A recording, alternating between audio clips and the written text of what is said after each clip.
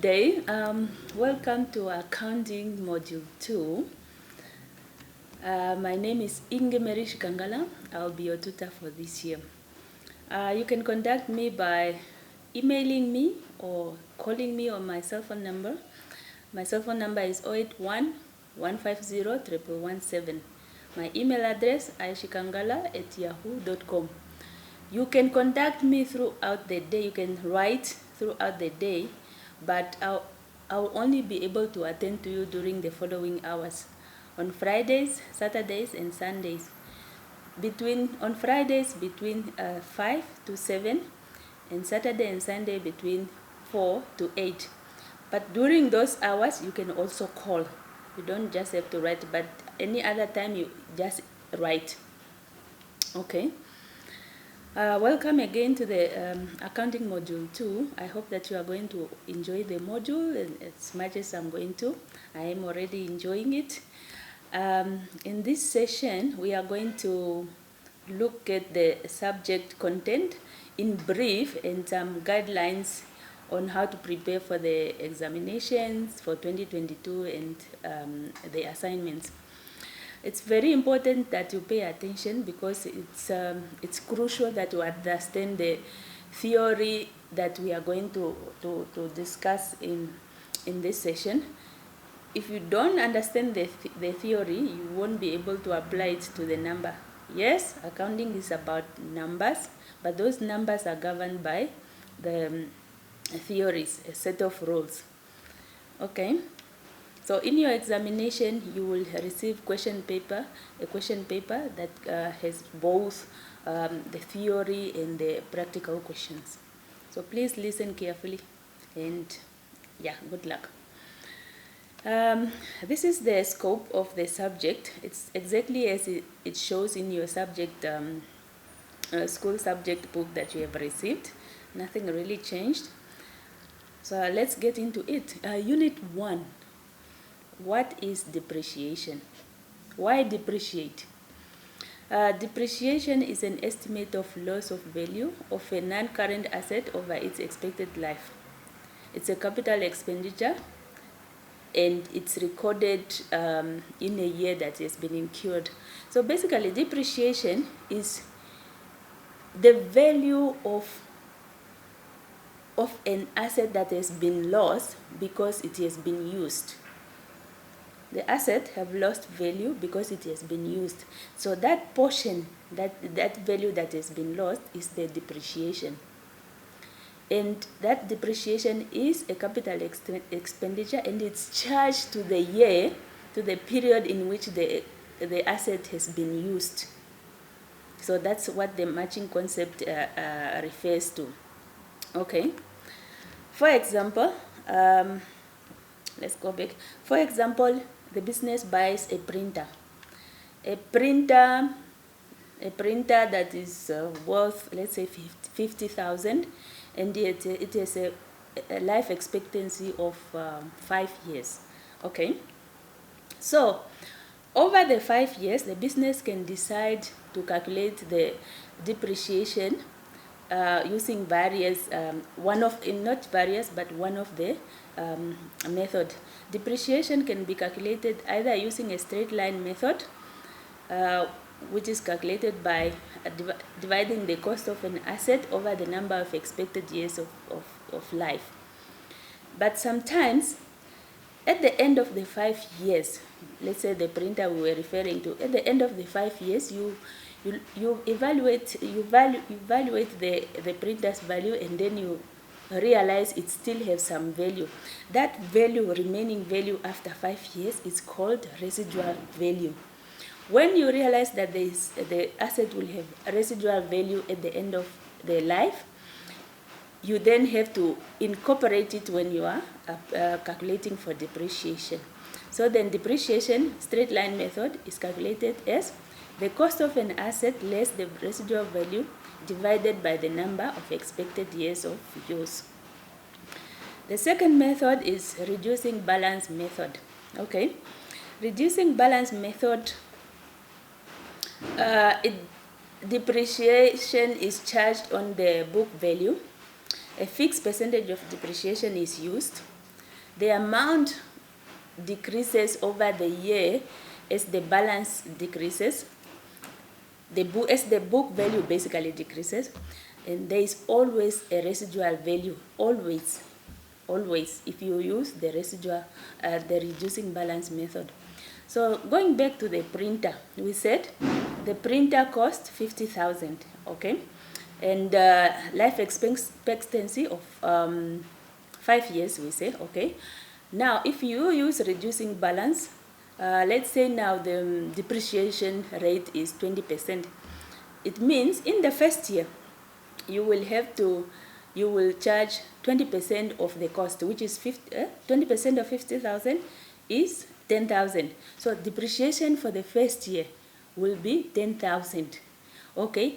In the second year, now the printer is no longer worth 50,000. Now it is worth 40,000 because it has lost value of 10,000. Now you calculate 20% of the 40,000. How much is that?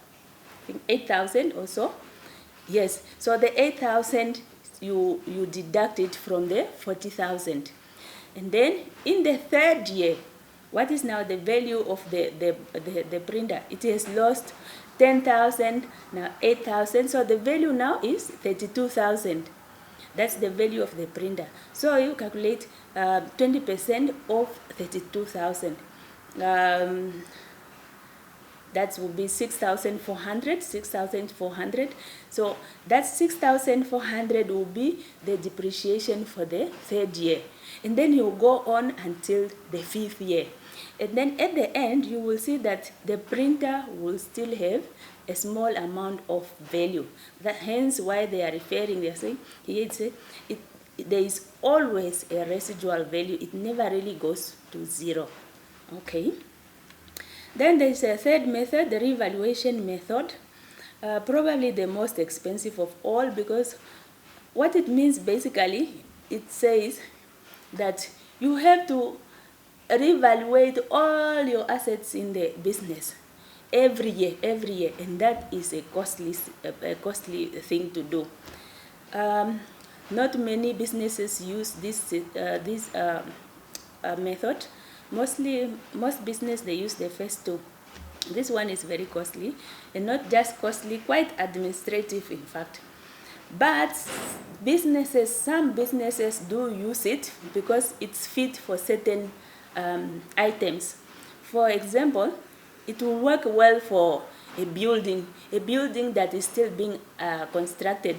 If it takes 3 years to finish that building, every year that building is worth more because it has progressed. So every year they need to reevaluate that building. So it can be used for specific properties where it's fit, but otherwise, in general, not really. It's costly and administrative. Disposal of non-current asset. Any proceed that is received from selling, for example, a car, it's treated in this manner. Debit the disposal of non-current account and credit the non-current account. This is just to close off that asset because you are getting rid of it, and there will be no further recording for this asset. You are closing that account basically. Okay.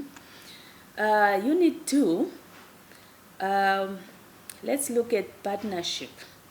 Partnership as a business. What's a partnership as a business? It's a business in which 2 or more people work together as owners with the intention of making profit. Okay. In a partnership, the following accounting records are prepared. They prepare a trading account, a profit and loss account, and a profit and loss appropriation account. Just like in a sole trader. In a sole trader, however, they don't have the third one. The profit and loss appropriation account is actually just an extension of the second one, but it will show how the net profit is shared amongst the partners. The sole trader doesn't need that because he or she is the only one. There's no need to show who's going to get the money and how much. But in a partnership, you need to show that. And that the third statement is what it does. to show who gets how much. Okay. A good partnership agreement normally constitutes the following. The amount of capital to be invested by each, the way in which profit is shared, the rate of interest if to be paid if on a partner's capital, salaries if any to be paid to a partner, the maximum if any each partner is allowed to take into the drawings, the rate of interest if any to be charged on partners' drawings, the rate of interest if any to be paid on loans from partners. So it's quite detailed. So just to remove the misunderstanding and that can arise later on. There are typical transactions that happens between the partnership and its owners. And basically, so there are those six: capital invested, sharing of profit and loss, interest on capital, partners, salaries, drawings, loan from partners. But if you check, they are basically going back to the earlier slide. All these ones, they are stipulated in the contract. Why? Because they have to do with all these transactions which take place between the partnership and the business. It's to strengthen and to clarify so that there are no misunderstanding when these transactions take place. Admission of new partner and goodwill. Okay, if a partnership admit a new partner into the partnership, the old partnership ceases. It ends. That's it. A new partnership is established, basically. And when you are closing off a business, in a partnership, you need to prepare final accounts. So the three statements already stated earlier: the trading account, the profit and loss account, and appropriation account.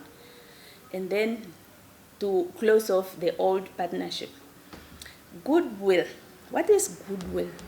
It's the advantage which a new partner gets by continuing to carry on a business which has been carried on for some time previously. Goodwill is actually, you are coming into a business that has been fully established already. It has customers already. It's known in the community already. It has connections with partners in the industry already.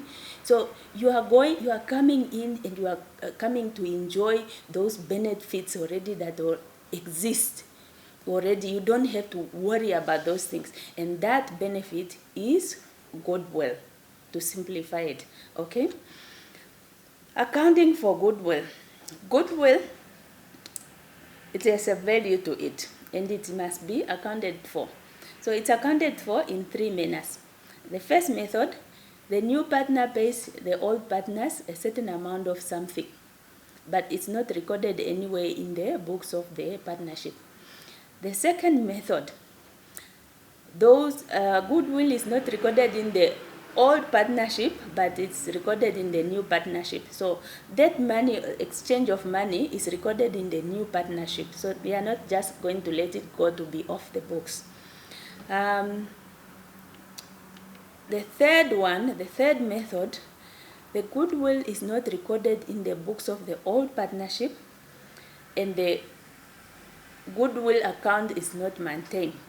So they do a short recording, and a goodwill account is opened and then immediately closed after everyone has gotten their money.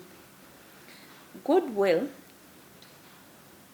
I will suggest, because there is a lot to it, I suggest that you read further on this one also and learn how it's treated. It can be quite tricky, so learn and do as many practical examples as you can. Okay. Unit 3, the accounts of a closed corporation. What's a closed corporation? It's a type of business. It's a juristic person created by law. It's a small to medium business, less complex, more easily managed legally. Members are limited to 10. Only natural person can be members. Natural person meaning no company can be a member of a a close corporation. That's basically what it means. Okay. And like a partnership, there are also typical transactions that take place between a close corporation and its members. And those are the ones listed there. Contribution by members, loans to member, loan from member, payment to members like salaries, income tax, distribution of net income. Okay. And normally you will find that there are also somewhere where all these are nicely stipulated to avoid the misunderstanding, just like in the partnership. Okay. Unit 4. Unit 4 is about manufacturers. Manufacturers, they are manufacturers produce items from scratch.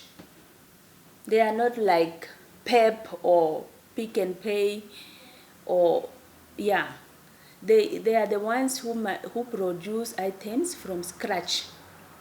They produce from scratch, they come up with that item, and then they sell it to the wholesalers. Then the wholesalers, then they sell it to the retailers, and then the retailers sell to the general public like you and me. So the manufacturers work in really huge quantities. The following, these terminologies, they are just terminologies that you need to understand and what they mean, and they are commonly used by manufacturers. So we have direct cost that can be linked to the production of specific item. Then we have indirect cost that cannot be linked to the production of a specific item. Unit cost, the cost for making one item. Work in progress, items which are partially made but not completed at the given time. For example, if the manufacturer is producing tables or study tables and chair, let me take a chair. So by the end of the year, you might find that they still have some. I'm referring now to the work in progress. What it means, you will find that they have stock where the bars have been assembled together for the chair. The bars have been assembled together, but they did not finish putting the plank or the board yet. So it's chairs in progress. They are not done. They have started making it, but they are not assembled to a full product yet. They are not finished. So that is work in progress. Manufacturers may have closing stock of raw material, work in progress, and finished good. Yes, as I have just explained the work in progress, but the raw materials, what raw materials are we referring to? The paint, the nail, the board that is not cut yet, that needs to be cut in order to be fixed to the, those are the raw materials. So you find they have stock at the end of the year of those things. Then they stock for things, for chairs that are not yet completed. Then you have stock for finished goods, chairs that have been completed but they have not been sold to the wholesalers yet. So those are the inventories you'll find at the end of the year. Manufacturing accounts. Manufacturing accounts, so like the sole trader, the closed corporation, the partnership, manufacturers also need to prepare financial accounts at the end of the year.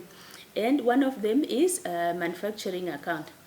The manufacturing account, what it aims for is to calculate the cost of production of completed goods. And that's arrived at as first calculating the prime cost, which is the direct material, direct labor, direct expense. Then you add factory overheads.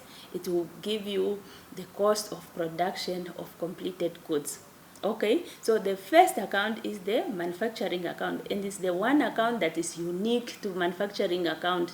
No other type of business is preparing this account. Okay, now they also have to prepare the trading account.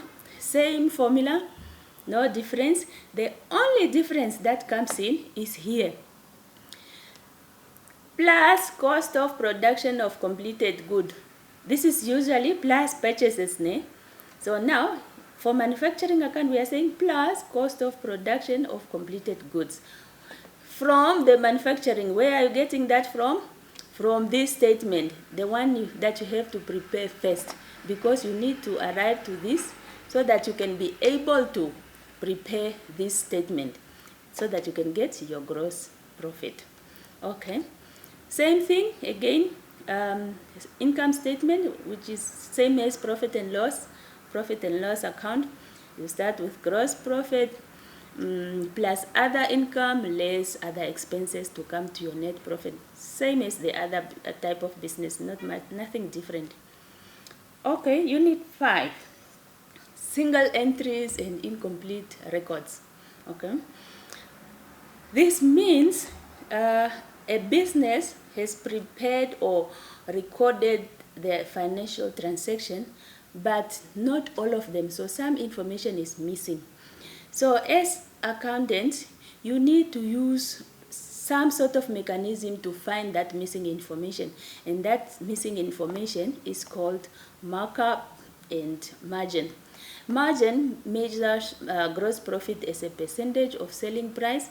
Markup measures gross profit as a percentage of buying price. Okay, so we use these formulas to find missing information that has not been recorded.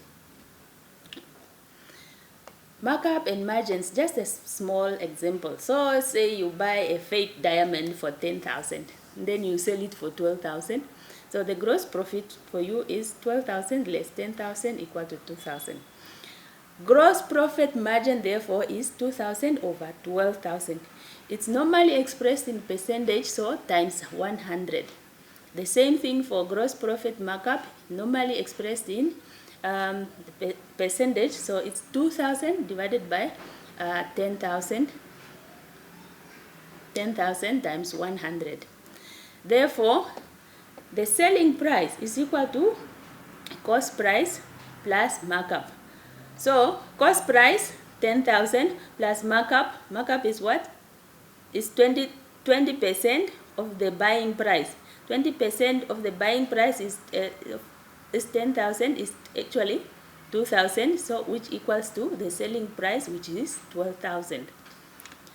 Quite simple, straightforward. Okay. Unit 6, accounts of non-profit making organization. Most non-profit making organizations do not keep double entry accounting records. They have different accounting terminologies, such as the ones listed below. So in the first column is for business making, for profit making businesses, and the second column is for non-profit making business. They are referring to the same thing, just different terminology. Net profit, surplus. Net loss, deficit. Capital, accumulated funds. Same, referring to the same thing, just different terminologies. Non-profit making business also, like any other business, they have to prepare financial statements. They have 4 that they need to prepare: the receipt and payment account, trading account, income and expenditure account, and the balance sheet. In the receipt and payment account, the receipts are recorded on the debit side, and then the payments are recorded on the credit side. The trading account is only prepared if a business is selling something. Otherwise, there is nothing to prepare there, so they just keep it. The income and expenditure account determines the surplus for the year, basically the net profit actually. The balance sheet, annual surplus increases accumulated funds, and deficit reduces the accumulated funds. So if they have made, in the income and expenditure account, they have made a surplus, then it's just added to the money that the business already having. But if they made a loss, then it reduces the money that the business is having already. That's basically, it's quite straightforward, not as complicated as the earlier 3 types of businesses. Okay. Uh, Unit 7, accounting ratios. Accounting ratios, they are mechanisms that management uses to analyze information and then to be able to make decision, basically. It's a mechanism for used for analyzing information in order for management to make decision. Accounting ratios are divided into 4 categories. They are grouped into 4 categories. You have liquidity ratios. Liquidity ratios measure a business ability to cover its debts, to pay its debts. Profitability ratios measure a business ability to make profit. Efficiency ratios measures the business ability to use its asset and manage its liability effectively. Investment ratios is used by potential investor to assess whether it's worth investing into that business or not. Okay. Here, it's just a table that in the first column we have the categories and the specific ratios that falls under that categories and their formulas. Learn them, know them in your head, know how to calculate them. Read the further on them and do some practical example. Plenty of this on the internet. Go and expand your mind on this. Okay. Managerial accounting cost. There are 3 methods of pricing material issued and valuing inventory that you have in stock. Okay. Either a business uses first in and first out, last in, first out, or average cost. One of them must be used. And as we discussed earlier, consistency, the accounting principle consistency. Once you are using a specific method, you need to apply it consistently year over and year. So that's to enable comparison. You can't use FIFO this year and next year LIFO and then the other year average cost. No. Okay. So these 3 methods. Let me just go to Steam. Okay. These 3 methods is one of the things that you need to go read further and see how they are calculated, how the inventory is valued. Each one of them can be a bit quite cumbersome, but if you pay attention and put effort in and do different examples so that you understand it better, go read further on these 3 so that you get a deeper understanding on how their inventory is valued at the end of the year using each one of these methods. Okay. Effective purchasing system. Effective purchasing, which is the same as obtaining the goods required at the right price, the right quantity, the right time, and the right quality. Okay. Some organizations, especially big organizations, they might have what is called a centralized purchasing department. So that centralized purchasing department basically deals with obtaining the best available discount, controlling ordering by avoiding duplication, ensuring adherence to delivery dates, having close knowledge of suppliers and prices, controlling inventory better through links with stores department, monitoring the whole process using specialized staff. This is for big businesses. Most of the time, small businesses, the system is just manual, and there is no specific department that is responsible for all this. So you will find that the big businesses, because they have systems and they have specific people that are just paying attention to those, they are able to achieve effective purchasing. Yes. You will find that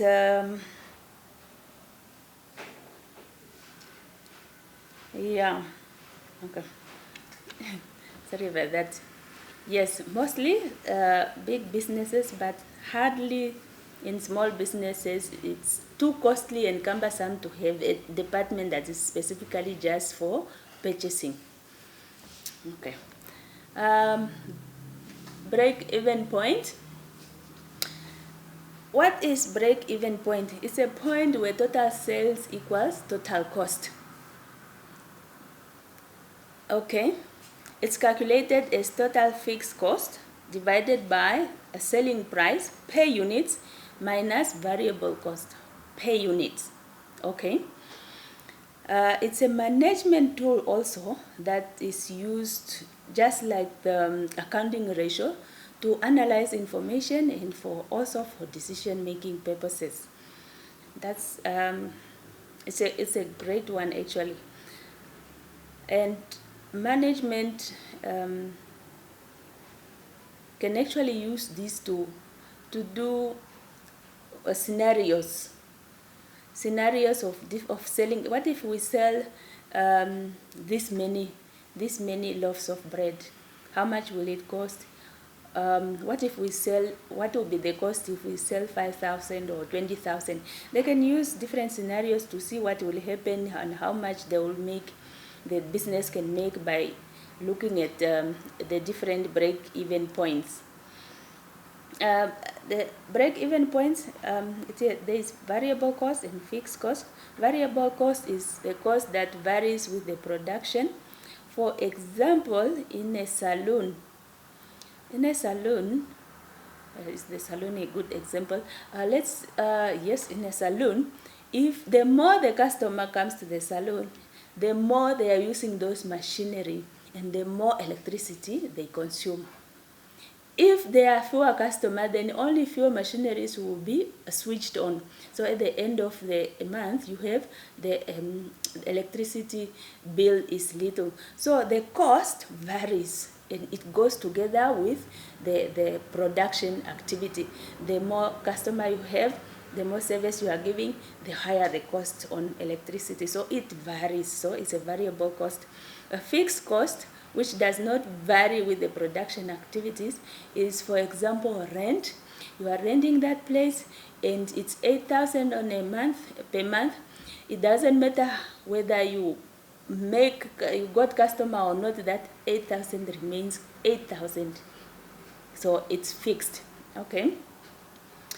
Okay, that's already the end of the subject content. Okay, let's look at now how you can prepare for the exams. Okay, um, uh, try if you can to get yourself a copy of this book, and it will really help you. There's a lot of practical examples you can use here and a lot of theory also, but don't limit yourself to the book. Also, like I said, go out there and browse on the internet. You will find other resources, but this is a good copy to have, and I urge you to get yourself a copy if you can.